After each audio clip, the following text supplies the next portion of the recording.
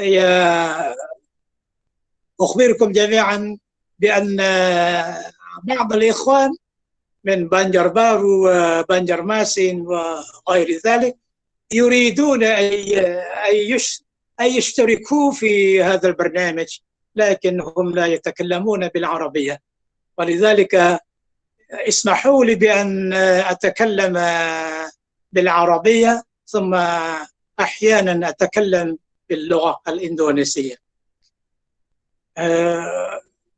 Terkait dengan maudhu kita pada sore hari ini, yaitu studi tentang ilmu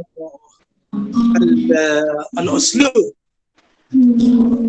kaitannya dengan ayat-ayat Al-Quranul Karim.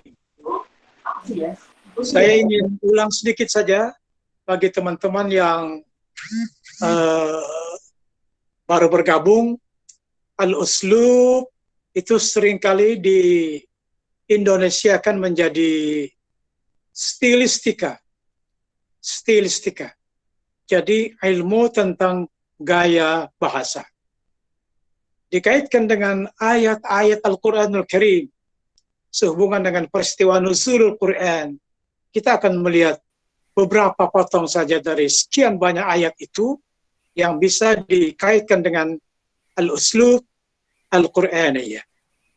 Saya memfokuskan sore hari ini, kalau cukup waktunya, pertama dulu dengan surah Al-Fatihah. Kemudian dikaitkan lagi dengan surah Al-Lahab. Kemudian kalau ada waktu, saya coba untuk menghubungkannya dengan surah Al-Ikhlas. والآن سنتكلم عن سورة الفاتحة. كما عرفتم جميعا بأن هذه السورة نزلت بمكة المكرمة، وآياتها إذن آيات مكية.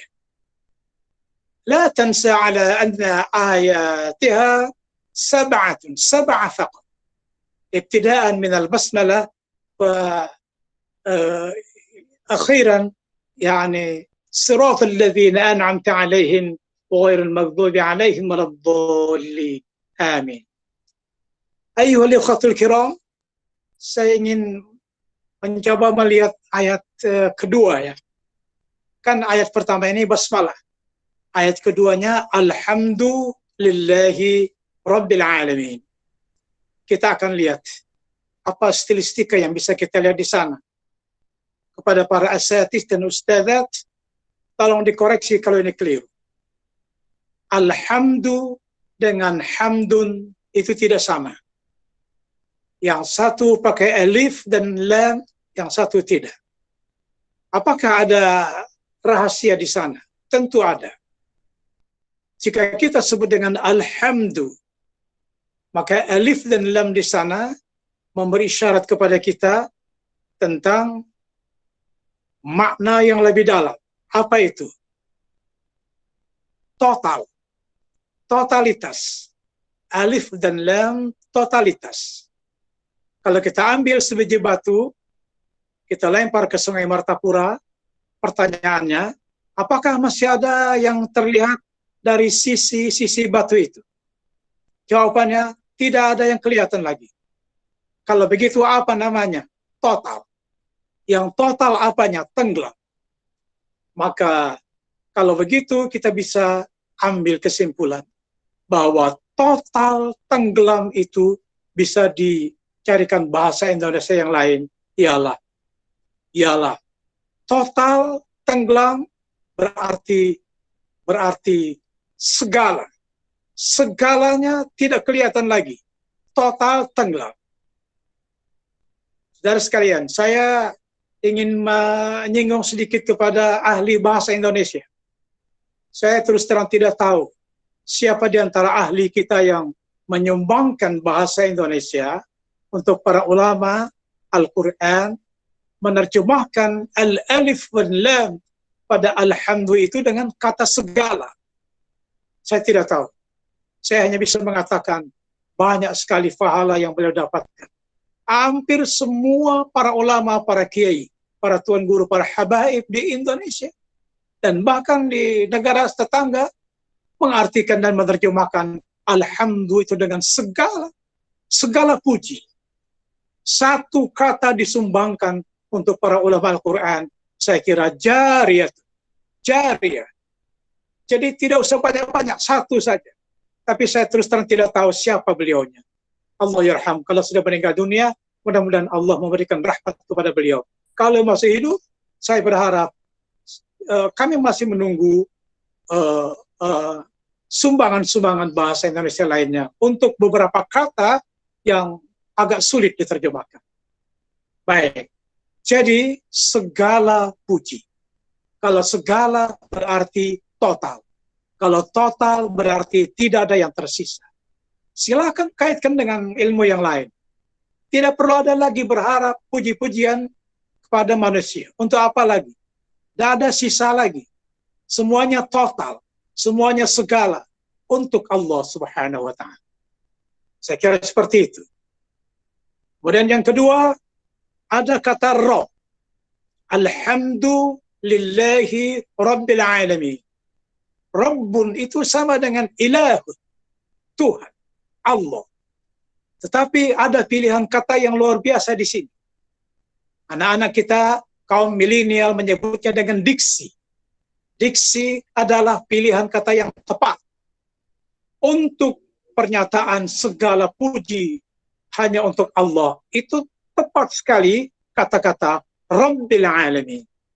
Allah yang maha kuasa, yang maha mencipta langit dan bumi dengan segala apa yang ada di antara keduanya. Itu Rabb. Kalau ilahun, satu-satunya zat yang maha pantas dan cocok untuk disembah. Selain dia tidak ada. Kalau dikaitkan dengan alhamdulillah, kurang menggigit. Jadi saya pikir inilah yang disebut oleh kaum milenial. Diksi, ketepatan kata. Allah menyandingkan kata alhamdulillah dengan Rabb. Jadi cocok sekali. Segala puji hanya bagi Allah Subhanahu wa ta'ala.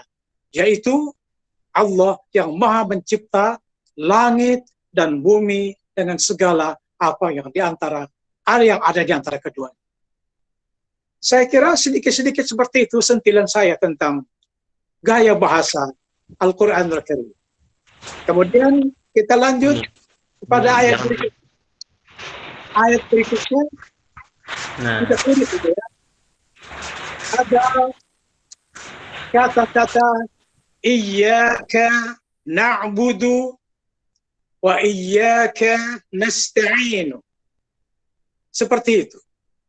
Karena kita ini membacanya terlalu sering. Setiap kali kita salat membaca, tambah tarwih lagi, baca terus surah Al-Fatihah.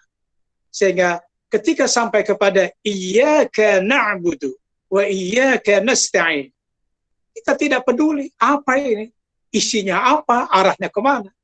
Mari kita coba sedikit sentil mengenai gaya bahasa.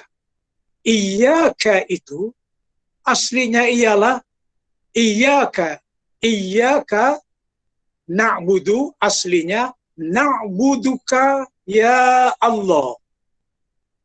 Na'buduka ya Allah, Indonesianya kami menyembah engkau ya Allah.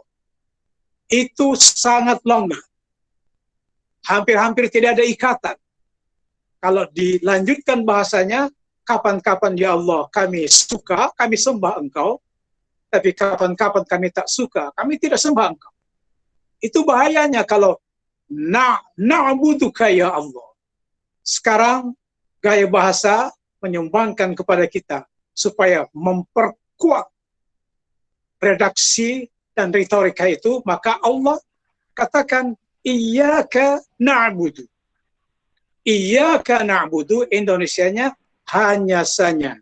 Kepada engkau sajalah kami menyembah. Pertanyaannya, kalau sudah ada kata hanya saja, apakah ada lagi yang bisa dimasuki oleh unsur lain? Tidak ada lagi, hanya saja kepada engkau sajalah ya Allah kami menyembah. Itu namanya gaya bahasa. Terus sambungannya, iyyaka na'budu wa iyyaka nasta'in. Nasta'inu aslinya nasta'inuka ya Allah. Kami minta tolong kepada Engkau ya Allah. Sama. Ini juga longgar. Kalau ada yang nakal, dia teruskan dikit kata-katanya. Kapan-kapan kami suka, kami minta tolong kepada Engkau ya Allah. Kapan-kapan kami tidak suka, kami tidak minta tolong kepada Engkau. Lalu dengan gaya bahasa, namanya taqdimu ma haqquhu takhir. Mendahulukan yang semestinya ditaruh di belakang. Mestinya nasta'inuka, kita jungkir balik ke depan. Menjadi wa iyyaka nasta'inu, dan hanya saja kepada Engkau sajalah kami minta tolong. Jadi dengan gaya bahasa seperti itu, redaksinya menjadi kuat dan kokoh. Itu sebagian saja yang bisa saya sampaikan. Terus yang terakhir dari surah Al-Fatihah. Yang lainnya silakan nanti dibantu oleh Ustadz kita yang lain dari Jakarta.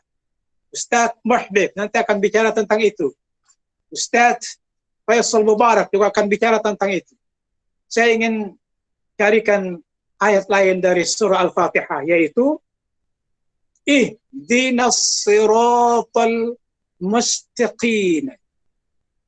Indonesianya, ya Allah, tunjukilah kami ke jalan yang lurus. Kalau untuk kita yang sudah tua-tua, yang lansia ini, tidak ada masalah. Tunjukilah kami ke jalan yang lurus. Tapi bagaimana kalau kita jumpa dengan anak-anak kita, kaum milenial, kaum yang rasional?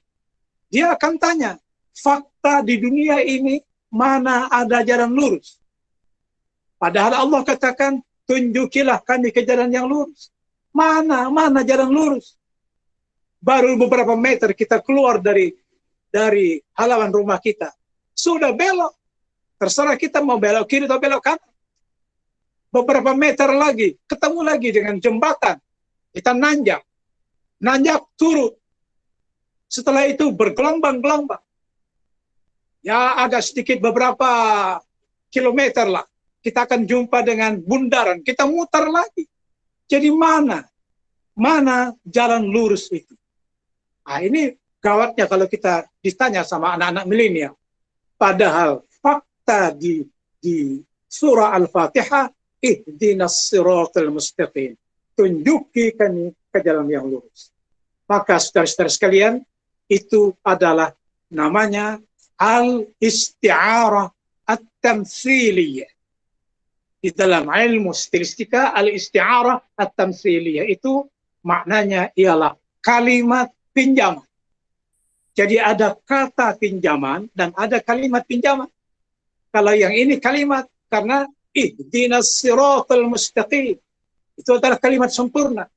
Tapi itu adalah kata pinjaman. Mengapa kata pinjaman? Fakta di lapangan tidak ada jalan lurus. Jadi kalau begitu bagaimana ini penyelesaian? Ya kita tanya para ahli stilistika. Beliau mengatakan ihdinas siratal mustaqim, kalimat pinjaman.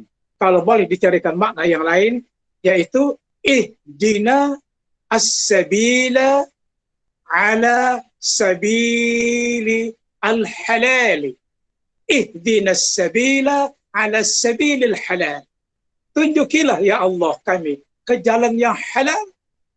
Mengapa? Waduh, di dalam kenyataan dunia ini, di hidup di dunia, sedikit-sedikit ada yang haram, sedikit-sedikit ada yang syubhat, tidak terkontrol lagi. Tunjuki kami ya Allah ke jalan yang halal. Itu untuk surah Al-Fatihah. Saya cukupkan sampai di sana. Untuk surah Al-Fatihah, saya masuk ke surah Al-Lahab. Itu pun hanya 1-2 potong saja yang ingin saya jelaskan. Surah Al-Lahab itu juga diturunkan di Makkah Al-Mukarram. Oleh karena itu, kita mengatakan ini adalah ayatnya wa ayatuha ayatun makkiyah. Wa ayatuha khamsatu ayati. Seperti itu. Lima saja. Terus itu ceritanya bagaimana? Ceritanya singkat saja. Ketika Rasulullah memberikan ceramah singkat di Bukit Safa, kan begitu? Tiba-tiba paman beliau, Om langsung. Ini adalah abang dari Abdullah bin Abdul Muttalib, ayahanda Rasulullah. Tiba-tiba naik ke atas bukit Safa, nonjok wajah Rasulullah. Orang-orang banyak di sekeliling mendengarkan ceramah singkat, tiba-tiba naik Abu Lahab dan nonjok wajah Rasulullah. Apa dia bilang? Tabballaka ya Muhammad, alihada jama'tana. Celaka benar engkau, hai Muhammad. Apakah hanya karena persoalan ini engkau kumpulkan kami di sini? Tidak ada manfaatnya. Rasulullah tertuduh, mau menjawab, salah juga. Ini kan Om langsung ini. Tidak dijawab, salah juga, dipermalukan di hadapan orang banyak. Lalu Allah perintahkan, hei malaikat Jibril, segera kau turun sekarang juga ke Bukit Safa. Bawa ini 5 potong ayat surah Allah. Lalu hadirin sekalian, kita baca ayat pertama. Bismillahirrahmanirrahim. Tabbat yada abi lahab wa tab. Ini kan setiap malam tarwih kita baca ini. Imam membaca surah Al-Lahab ini. Tapi ini kan katanya kita stay at home ya. Kita diminta untuk tarawih di rumah. Kita taat saja. Jangan ada yang melawan pemerintah. Tak baik. Kan gitu. Stay at home, ya di rumah saja tarawih. Tapi tetap saja kita baca salah satu surahnya adalah Allah. Tabbat yada abi lahab wa tab. Celaka kedua tangan Abu Lahab. Benar-benar celaka. Karena terlampau sering kita baca, kita tidak lagi sadar. Ini apa ini ayat? Biasa-biasa saja ya. Oh, tidak bisa. Itu ada filosofisnya. Saya ambil sepotong saja ya. Baik, apa itu filosofisnya? Celaka kedua tangan Abu Lahab. Pertanyaannya, yang celaka itu apakah hanya kedua tangannya saja? Kedua telinganya gimana? Kedua kakinya bagaimana? Kan begitu. Allah katakan celaka kedua tangannya. Padahal ini orang yang menghina Rasulullah di hadapan orang banyak. Oh, tidak. Al-uslub, gaya bahasa, memberitahu kepada kita, ini gaya bahasa, Bu. Bukan main-main. Jadi namanya disebutkan sebagian. Tapi yang dimaksud ialah keseluruhan. Zikrul juz'i wa iradatul kulli. Disebutkan sebagian, yang dimaksud ialah keseluruhan.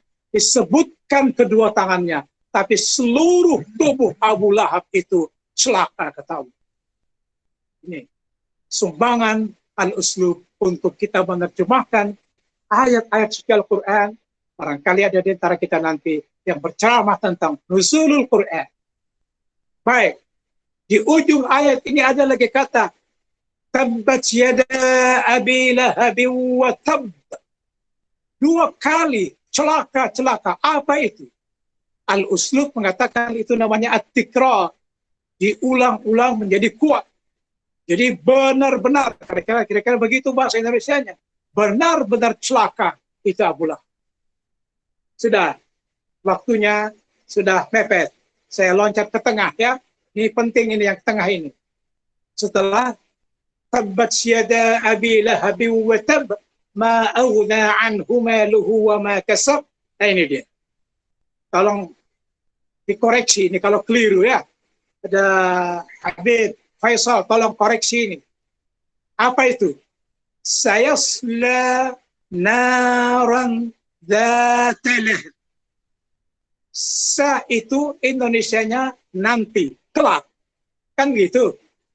Tapi saya sangat suka dengan bahasa para kiai, para tuan guru, para habaib di pondok-pondok pesantren. Beliau mengatakan sa itu selagi akan datang. Subhanallah. Luar biasa.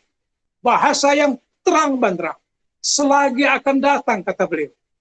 Tapi saya ingatkan kepada kita semua. Selagi akan datang itu untuk bahasa lisan tidak apa-apa. Tapi kalau untuk bahasa tulisan, nanti kita bikin artikel, nah minta tolong. Jangan pakai selagi akan datang. Cukup pilih saja. Nanti atau akan. Seperti itu. Mengapa? Ini saya buka rahasia sedikit. Itu orang-orang surat kabar. Mencoret kalau ada kata-kata selagi akan datang. Ya kalau satu, kalau sampai 20 kata-kata selagi akan datang, itu memunculkan satu kolom.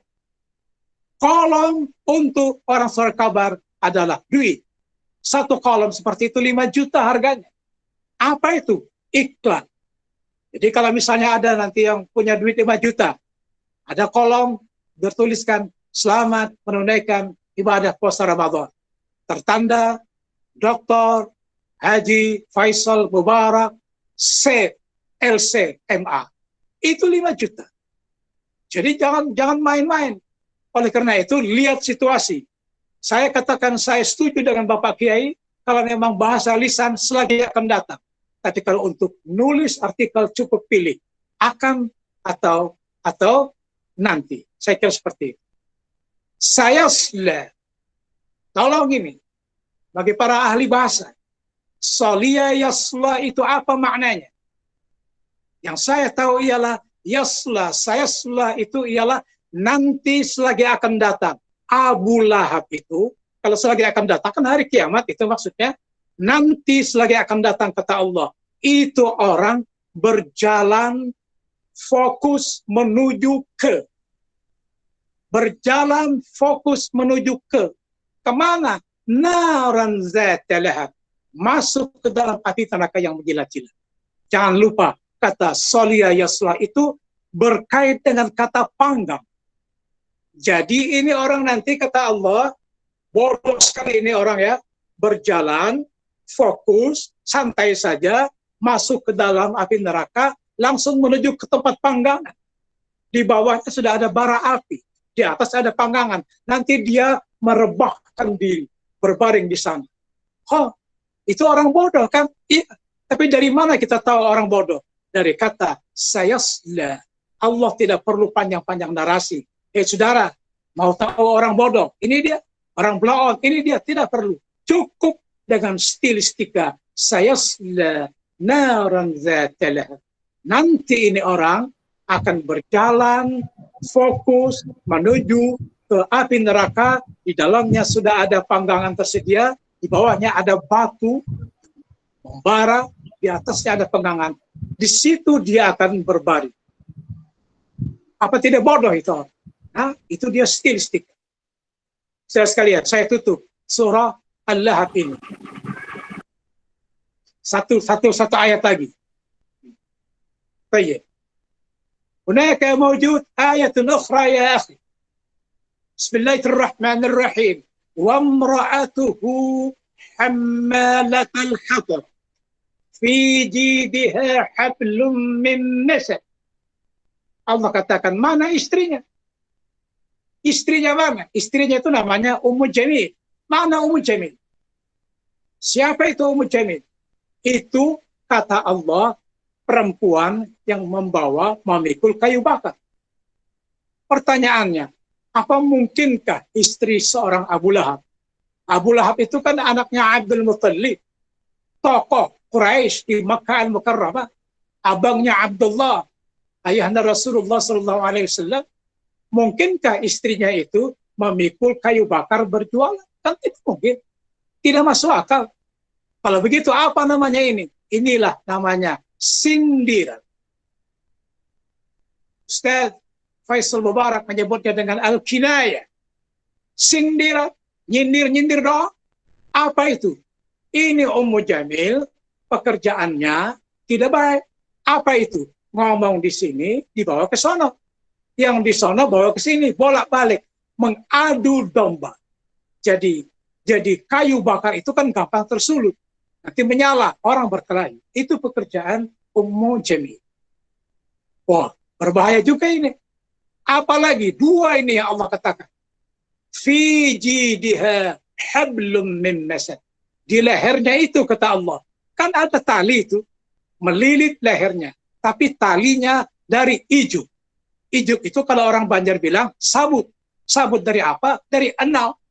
Kalau itu sudah kering sekali, gampang terbakar, tersulut. Ya sama saja. Dengan kayu bakar, dengan ijuk yang kering, sama saja. Pekerjaannya ngomong di sana, ngomong di sini, lalu orang berkelahi. Kata Allah, mana istrinya? Saya cemplungkan juga ke sana. Jadi dua-duanya nanti sama-sama blow-on-nya, sama-sama bodohnya, masuk ke dalam neraka, langsung merebahkan dirinya. Merebahkan itu saya baru tahu. Saya kira rebah, berabah itu bahasa Banjar saja. Ternyata bahasa Jawa juga merebahkan diri. Ya berbaring maksudnya. Dua-duanya berbaring di atas panggangan, di bawahnya ada bara api. Bodohnya ini orang. Ini gara-gara menghina Rasulullah Sallallahu Alaihi Wasallam. Jadi saudara-saudara jangan coba-coba dengan bahasa apa saja. Jangan coba-coba menghina Rasulullah. Ini dia contohnya. Dari mana tahu? Stilistika. Ayuhal ikhwatul kiram, وأخيرا سأتكلم ما يتعلق بسورة الإخلاص. نقول باللغة الإندونيسية الإخلاص pemurnian. Bukan dalam bahasa Indonesia ikhlas. Ikhlas dalam bahasa kita itu artinya tanpa pamrih. Bukan itu. Ikhlas di sini adalah pemurnian. Saya tutup supaya ada ilustrasi dikit. Ini ada rombongan orang-orang musyrikin. Musyrik itu apa? Orang yang mensyirikatkan Allah. Di kampung-kampung para ulama mengatakan menduakan Allah. Itu pokoknya kita, ya Pak Kiai menduakan. Kita takut juga nanya apa Pak Kiai menduakan itu? Saya juga tidak tahu. Dia bilang. Menduakan itu menjadikan Allah dua dengan yang lain. Apa itu? Mensyirikatkan Allah. Jadi musyrikin ini orangnya. Rombongan musyrikin Makkah Al-Mukarramah. Datang. Menemui Rasulullah SAW. Saya ingin kasih tahu. Di dalamnya itu ada beberapa orang penyair. Kalau penyair kan dia mengerti stilistika. Kan begitu. Dia mengerti. Walaupun dulu tidak ada namanya stilistika. Dan tidak ada namanya al-uslub, tidak ada. Tapi mereka paham. Mengapa? Seniman. Seniman puisi disebut dengan penyair. Kita bilang syair. Asyair itu penyair. Kalau bait-bait puisinya itu syair. Jadi saya kritik di sini ya. Kalau ada di antara kita yang menjadi MC, mari sama-sama kita membacakan syair, membacakan syair. Itu ya jangan dikatakan kita akan membacakan syair. Bedakan farriq baina asy-syair wasy-syair. Asy-syair itu orangnya, sedangkan syair itu baiknya. Jadi hati-hati memimpin acara. Mari sama-sama kita membacakan syair. Jangan syair. Apalagi saudara dari PBA, hati-hati, memalukan. Jadi hadirin sekalian, ada penyair di sana. Yang aneh itu ialah pertanyaannya. Apa yang aneh? Mereka nanya kepada Rasulullah, ya Rasul, jelaskan kepada kami tentang zuriat dan asal-usul keturunan Allah Tuhan. Jadi pertanyaan aneh, minta zuriat keturunan, asal-usul. Kan seperti itu. Ini menurut Allah bagus sekali ini untuk dijelaskan kepada mereka sekalian. Dengan akan saya turunkan surah Al-Ikhlas. Perintahkan kepada Jibril, ya Jibril turun kalau sekarang juga. Sampaikan kepada Nabi Muhammad, ini surah Al-Ikhlas. Kalau tidak salah hitung 4 ya, diulang lagi nanti. Qul huwallahu ahad, Allahus samad, lam yalid wa lam yulad wa lam yakul lahu kufuwan ahad. Benar. 4 ayat. Wa ayatuha 4. Wa ayatuha ayatun makkiyah. Limadha? Lianna hadhihi surah nuzilat bi Makkah al-Mukarramah. Kalau kita terjemahkan 1-2 saja ya, waktunya sudah mau habis ini. Tapi ini juga tidak apa-apa. Supaya sedikit pertanyaan, saya perpanjang penjelasannya kan gitu. Baik, saudara sekalian. Qul huwallahu ahad. Katakan hai Nabi Muhammad kepada mereka itu. Orang musyrikin itu. Tapi jangan lupa di dalamnya ada penyair. Ini orang yang ahli bahasa ini. Allah itu As-Sa. As-Sa itu tidak familiar di telinga orang-orang musyrik. Tetapi bagi orang-orang yang seniman, ya tidak ada masalah. Dia seniman, dia tahu. Orang-orang musyrik tidak begitu familiar. Apa dia bilang? Ahad itu. Ahad itu tunggal. Tunggal itu As-Sa. Tunggal dan As-Sa tidak ada 2 dan 3-nya. Kalau 1 pasti ada 2 dan 3. Inilah kehebatan ayat yang pertama ini. Katakan, hai Nabi Muhammad, Allah itu Asa. Tidak familiar bagi telinga orang-orang musyrikin, tapi familiar bagi para seniman puisi yang ada di sana. Saudara sekalian, ini kalau anak-anak milenial kita menyebutnya dengan diksi. Diksi itu apa? Katanya diksi itu adalah pilihan kata yang tepat. Coba untuk menghadapi orang-orang musyrik pakai kata ahad, asa, biar tahu rasa dia. Berarti mereka ini kan mensyarikatkan Allah dengan patung-patung mereka. Allah katakan hai Nabi Muhammad, Allah Tuhan kami itu asa. Sudah mulai kagum mereka dengan diksi ini. Yang kedua, Allahus Samad. Iftah al-qamus ya akhi. Ma ma'na as-samad? As-samad ma'nahu bil-lughah al-Indonesia sesuatu yang tinggi. Sesuatu yang tinggi bisa dipakai untuk bergantung. Itu asli maknanya.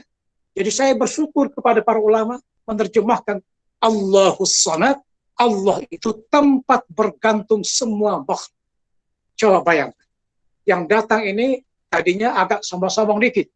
Para seniman ikut juga di belakang. Tapi begitu Allah katakan, Allah itu tempat bergantung semua makhluk. Oh, kalau begitu termasuk kita dong ya? Iya, termasuk kalian juga. Lunglai mereka. Nah, saya ingin kasih tahu ada kalimat yang luar biasa ini. Tidak tahu, tapi katanya ini ketika bergumam, mereka tidak pernah dengar kata-kata seperti ini. Kalimat seperti ini. Lam yalid wa lam yulad. Dia Allah itu tidak beranak dan tidak diperanakkan. Subhanallah. Orang Mekah saja tidak paham. Orang Mekah saja tidak mengerti bahwa itu ada kalimat-kalimat yang cantik. Diulang lagi. Lam yalid wa lam yulad. Dia Allah tidak beranak dan tidak diperanakkan. Hancurlah orang-orang musyrikin itu. Mau nanya apa lagi? Katanya datang mau nanya asal-usul Allah. Katanya mau nanya zuriat keturunan. Untuk apa lagi? Lam yalid wa lam yulad. Selesai. Allah Tuhan kami itu tidak beranak dan tidak diperanak. Ditutuplah surah pendek ini. Walam yakul lahu kufuwan ahad. Saya stressing satu kata saja. Kalau nanti antum mau terjemahkan, mau ceramahkan, silakan panjang-panjang. Saya ambil satu saja. Kata kufuwan. Makna kufuwan itu banyak. Bisa berarti sepadan. Bisa sama. Bisa setara. Bisa menyamai. Bisa menandingi. Tapi Allah katakan, tidak ada satupun yang setara dengan dia. Yang sepadan dengan dia. Dan tidak ada satupun yang sanggup menyamai dan menandingi dia. Itu kata kunci. Untuk apa lagi menyembah Tuhan yang lain? Allah itu Maha Esa. Tidak ada Tuhan selain dia. Kan begitu. Tidak beranak dan tidak diperanakkan. Kemudian tidak ada satupun yang menyamai dia. Ini namanya sama. Diksi. Pilihan kata yang luar biasa. Kufuan. Padanannya sama dengan sama atau setara atau so. Hadirin sekalian, wa akhiran uridu an akhtatim hadhihi tawsiyah ma yata'allaq bi surah al-Ikhlas dengan menyatakan pernyataan dari para ulama stilistik. Apa kata mereka? Inilah contoh surah pendek. Mengapa pendek? Ayatnya pendek, kemudian jumlahnya pun hanya 4. Di dalam bahasa stilistika mereka mengatakan namanya Al-Mufassal. Al-Mufassal artinya surah pendek. Jangan lupa saudara sekalian, surah pendek. Jadi surah Al-Ikhlas, surah pendek. Kemudian surah Al-Lahab, surah pendek. Al-Alaq, surah pendek. An-Nas, surah pendek. Saya tutup pernyataan ini dengan sedikit nyentil saja ini. Mohon maaf ini kepada saudara-saudara pengurus masjid. Ini ada yang saya tidak paham ini. Kata-kata panitia masjid. Apa dia bilang? Saudara-saudara jamaah sekalian, marilah kita sama-sama membacakan Fatihah 4 untuk almarhum 1, 2, 3. Al-Fatihah. Setelah diikuti, bukan hanya Al-Fatihah. Al-Fatihah, ada Qul Huwallah, ada Al-Alaq, ada An-Nas. Loh, bagaimana ini? Fatihah 4. Pertanyaannya, dari mana itu istilah Fatihah 4? Apa maksudnya 4 kali membaca Fatihah? Ternyata tidak. Sekali aja. Qul huwallah sekali, qul a'udzu birabbil falaq sekali, qul a'udzu birabbin nas. Oleh karena itu, saya meminjam istilah dari ahli stristika ini. Janganlah bilang saudara-saudara jamaah, mari kita membaca surah Fatihah 4. Tapi bahasakanlah dengan bahasa yang baik. Mari kita bersama-sama membacakan 4 surah pendek. Orang sudah paham itu surah pendek. Apa itu? Yaitu tadi. Ya, Al-Fatihah pendek, Qul Hu. Itu orang Jawa bilang Qul Hu. Kita bilang Qul Hu Allah. Qul a'udzu birabbil falaq, Qul a'udzu birabbin nas. Saya kira lebih mantap itu daripada mengatakan Fatihah 4. Mohon maaf kalau ada yang tahu ya kasih tahu saya apa itu Fatihah 4. Kalau tidak, pakailah sumbangan dari stilistika ini, yaitu surah 4 surah pendek. Saya kira itu yang bisa saya sampaikan. Syukran jazilan ayyuhal ikhwatul kiram, faya ayyuhas sumala al-ahibba, wa khasatan syukran jazilan li rais al-jalsa السيد العابدين بن شهاب. شكرا جزيلا على حسن أوقاتكم، وأقول لكم جميعا شكرا جزيلا وإلى اللقاء، ثم السلام عليكم ورحمة الله وبركاته. Waalaikumsalam warahmatullahi wabarakatuh. Alhamdulillahirabbil alamin. Kita pada sore hari ini merasa begitu senang atas apa yang telah ayahanda Ustadz kita semua paparkan tentang statistika di dalam ilmu Al-Quran. Bagaimana beliau memaparkan 3 surah yang ada di dalam Al-Quran, yaitu surah Al-Fatihah, kemudian surah Al-Lahab, dan terakhir adalah surah Al-Ikhlas. Begitu indah dan begitu bagusnya Allah Subhanahu wa Ta'ala mengajak kita untuk berpikir dan untuk menyerapi makna-makna yang ada di dalam ayat-ayat tersebut. Dan semoga kita pada kegiatan sore hari ini termasuk daripada orang-orang yang dikatakan oleh Nabi Muhammad SAW di dalam sabdanya, yaitu khairukum man ta'allama al-Qur'ana wa 'allamahu al-hadis. Semoga kita termasuk daripada sabdanya Nabi, sebaik-baik kalian adalah orang yang mempelajari Al-Quran dan mengajarkannya. Semoga bapak kita, ayahanda kita diberikan kesehatan, kemudian dipermudah dan dilancarkan segala urusan-urusannya, dan semoga kita yang masih muda-mudi terus-menerus mengambil hikmah dan pelajaran kepada orang-orang yang lebih tua daripada kita. Baik, untuk mempersingkat waktu, Al-Fakir selaku pembawa acara mempersilahkan kepada para mustami'in ingin mengajukan beberapa pertanyaan, 1 ataupun 2. Adapun waktu kami persilahkan kepada para mustami'in yang ingin bertanya. Mungkin dari para mustami'in, para hadirin pada sore hari ini yang ingin menanyakan beberapa pertanyaan.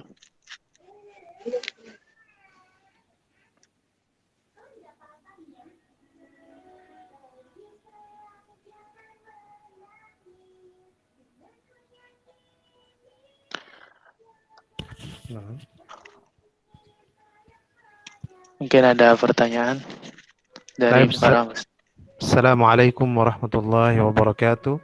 Waalaikumsalam warahmatullahi wabarakatuh. Bismillahirrahmanirrahim. Alhamdulillahi rabbil alamin. Fa awalan nashkuru kathiran li ustazuna al-fadil Ustaz Ahmad Fahmi Arif ala استعداد وعلى مساعدته في إلقاء المحاضرة اليوم. حقيقة ليس لدي سؤال، ولكن أود أن أرحب فقط لأستاذ دكتور فهمي عارف على تقديمه لهذه المقالة الجيدة والمحاضرة ممتازة اليوم يعني، ويقدم عن أسلوب القرآن أو دراسة الأسلوب في الآيات القرآنية. وأعتقد الحديث عن أساليب القرآن يعني حديث يحتاج إلى الأوقات يعني، وبذلك يعني تشرفنا اليوم بإلقاء هذه المحاضرة. ونحن طبعا هذه الدراسة حقيقة يعني ممتازة جدا ومما قدم الأستاذ، ولذلك نحن في القسم يعني لسنا فقط يعني متوقف على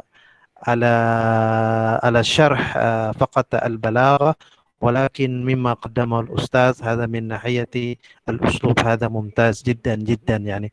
ونشكرك يا أستاذ على هذه المحاضرة القيمة، وهذا شرف للقسم، وشكرا جزيلا. السلام عليكم.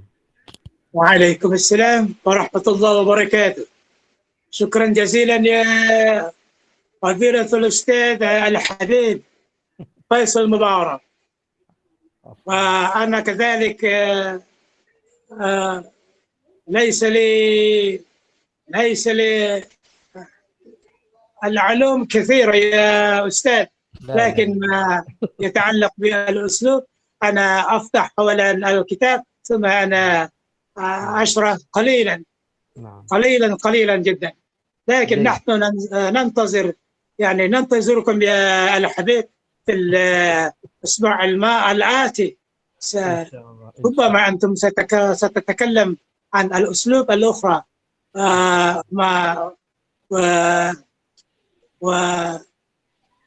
ولا سيما ما يتعلق بالتصوير الفني بالآية القرآنية. شكرا جزيلا يا الحبيب فيصل مبارك. Baik, mungkin ada dari mustami'in yang lain ingin bertanya ataupun yang lain sebelum kita tutup acara kita sore hari ini.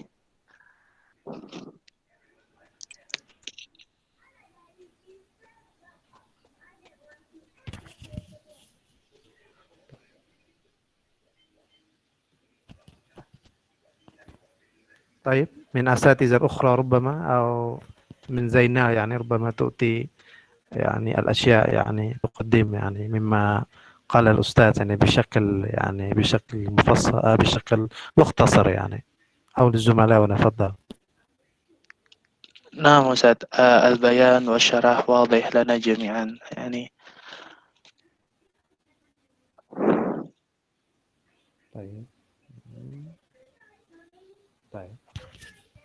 أقرأ فقط من الترحيب من أستاذ أحمد مرادي. الحمد لله على هذا النعم، وهي علوم ومعلومات مفيدة عن أساليب قرآنية.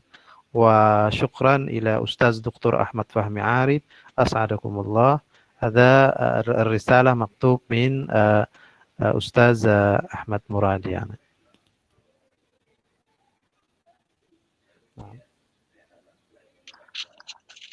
إذا كان لديكم يعني ما عندكم سؤال maka Al-Fakir selaku pembawa acara pada sore hari ini ingin wa akhiran nad'ullah ayutawwil umral Ustadz Fadilatul Dr. Fahmi Arif MA ini fi khidmatil Islam wal muslimin wa nashri da'wah wad din ila anha'i alami rabbil alamin. Amin amin ya rabbal alamin. Wa akhiran wa ya ayyuhas sadah al-kurama wal ashab al-a'izza, ana karais الجلسة في هذا المساء المبارك أريد أن أختم كلمتي هذا بتقديم الشكر والثناء لديكم جميعا وبالدعاء الحار إلى الله سبحانه وتعالى، يعني عسى الله يجمع بيننا وبينكم في سعادة وهناء على مر السنين والأعوام. Ini saya selaku pembawa acara mengucapkan beribu-ribu terima kasih kepada para ustadzuna, para guru-guru saya yang pada kesempatan hari ini mau meluangkan waktunya. Kemudian kepada para teman-teman saya khususnya juga, semoga pada pembelajaran sore hari ini kita menambah semangat kita di dalam membaca dan mempelajari Al-Quran, yang mana sebentar lagi juga adalah hari di mana Allah Subhanahu wa Ta'ala menurunkan Al-Quran, yaitu hari Nuzulul Quran. Baik, jika tidak ada, maka Al-Fakir selaku pembawa acara ingin menutup acara ini dengan mengucapkan Alhamdulillah dan meminta maaf kepada yang lain jika ada salah kata ataupun perbuatan di dalam penyelenggaraan acara ini. Billahi taufiq wal hidayah. Assalamualaikum warahmatullahi wabarakatuh. Waalaikumsalam warahmatullahi wabarakatuh. شكرا أستاذ دكتور فهمي عريب، شكرا كثيرا على المحاضرة والأساتذة والزملاء على هذا اللقاء وصلة الرحم، ولعل إن شاء الله نستمر يعني المحاضرة من أساتذتنا يعني متداولة، ولا في رمضان فقط، حتى بعد رمضان يعني إن شاء الله من أساتذتنا وخصوص أستاذ دكتور فهمي عريب. وبعدين ربما محاضرة ستقوم من ربما أستاذ مرادي، أستاذ حسب الله، أستاذ حميدي، يعني متداولة يعني بين الأساتذة من وجهة النظر العلوم يعني مختلفة في قسم اللغة العربية. شكرا لكم جميعا. السلام عليكم ورحمة الله وبركاته. وعليكم السلام ورحمة الله وبركاته.